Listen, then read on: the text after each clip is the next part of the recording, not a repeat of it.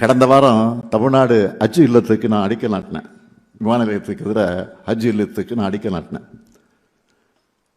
அடுத்த சில நாட்களில் மனிதநேய மகத்துவத்தை சொல்ற கிறிஸ்துமஸ் விழாவில் பங்கேற்றேன்.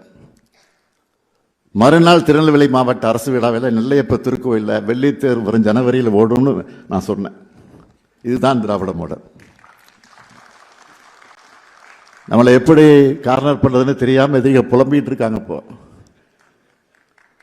இங்க வந்திருக்கக்கூடிய உங்களுக்கும் இந்த புத்தகங்களை வாங்கக்கூடியவர்களுக்கும் நான் வைக்கக்கூடிய வேண்டுகோள் என்னவென்றால், புத்தகம் என்பது அறிவாயுதம்.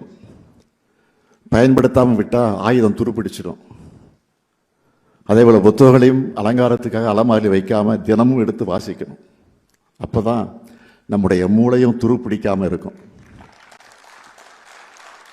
புதிய சிந்தனைகள் பிறக்கும்.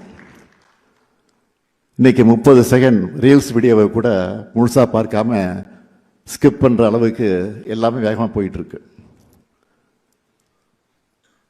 இந்த அடிஷனலால எந்த விஷயத்திலையும் ஆழ்ந்த கவனம் செலுத்த முடியாம இளைஞர்கள் தவிக்கிறாங்க.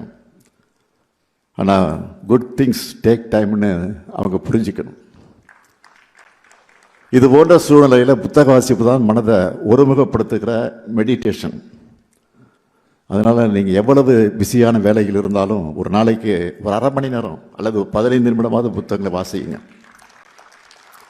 உங்களை பார்த்து வீட்டில் இருக்கக்கூடிய குழந்தைகளும் இதை ஃபாலோ பண்ணுவாங்க.